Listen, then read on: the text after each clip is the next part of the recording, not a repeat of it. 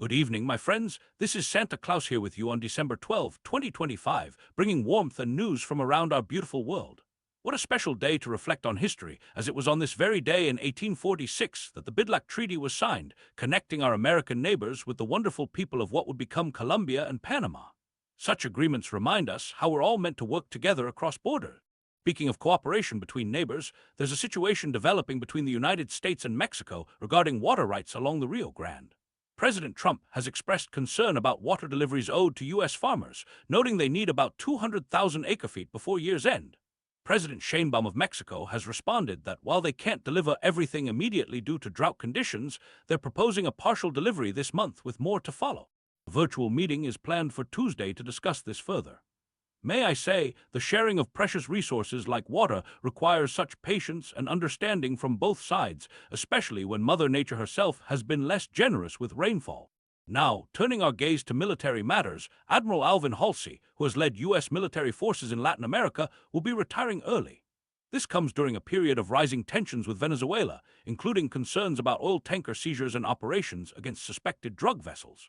While there's been some speculation about disagreements with Defense Secretary Hegseth, Admiral Halsey himself has indicated his decision wasn't related to operations under his command. Let us remember that those who serve deserve our gratitude, regardless of when they choose to hang up their uniforms. Meanwhile, across the globe, there's hopeful news that international troops could be deployed to Gaza as early as next month. This UN-authorized stabilization force represents an important part of President Trump's peace plan for the region. The fragile ceasefire that began on October 10th has already allowed for the exchange of hostages and detainees. Many countries have expressed interest in contributing to this force, which aims to maintain peace rather than engage in combat.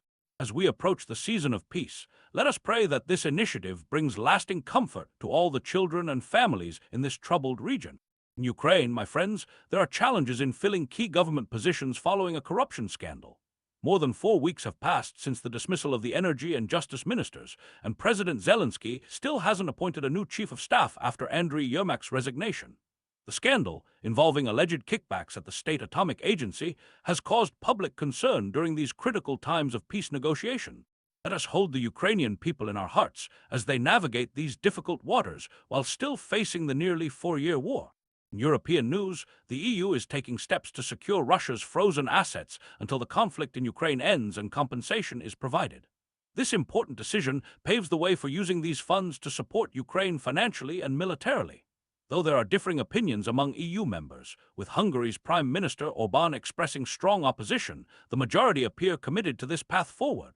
The frozen assets amount to approximately 210 billion euros. Resources that could bring much-needed relief to those suffering.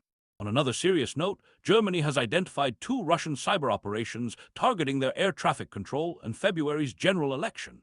The Foreign Ministry has summoned the Russian ambassador and attributed these attacks to hacker collectives known as Apt-28 and Storm 1516. Germany plans to coordinate with European partners on countermeasures. Oh my, in this digital age, we must remember that true strength comes from building bridges, not attempting to disrupt essential services or democratic processes. In Bulgaria, Prime Minister Rosen Zhelyazkov has stepped down following weeks of mass protests over economic concerns and allegations of government corruption. His resignation came just before Parliament was to vote on a no-confidence motion. Power stems from the voice of the people, the Prime Minister noted in his announcement.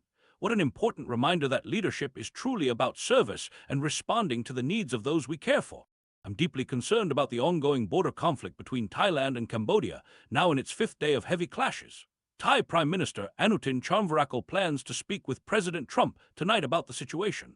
The conflict involves exchanges of rockets and artillery along their disputed border. President Trump previously helped broker a ceasefire during similar clashes in July and has expressed his desire to intervene again. Let us pray for peace to return swiftly to this region. In troubling news from Iran, Nobel Peace Prize laureate Narges Mohammadi has reportedly been arrested while attending a memorial for a human rights lawyer. The 53-year-old activist was detained in Mashhad, and her foundation has called for her immediate release along with others who were arrested at the memorial.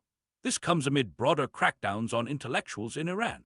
We must keep Ms. Mohammadi and all those working for human dignity in our prayers, for the path of peace is often the most difficult to walk.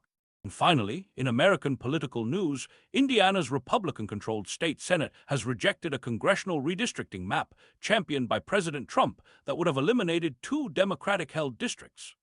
The president has been encouraging Republican-run states to redraw their maps before the next census, but more than half of Indiana's state Senate Republicans voted against the new map. This reminds us that principles sometimes transcend partisan expectations, and that's something to reflect upon. As we close tonight's news, dear friends, let us remember that even in times of conflict and disagreement, we can always find ways to extend kindness and understanding to one another.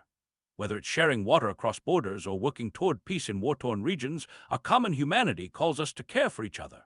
From my home at the North Pole to yours, this is Santa Claus wishing you a peaceful evening filled with hope and goodwill.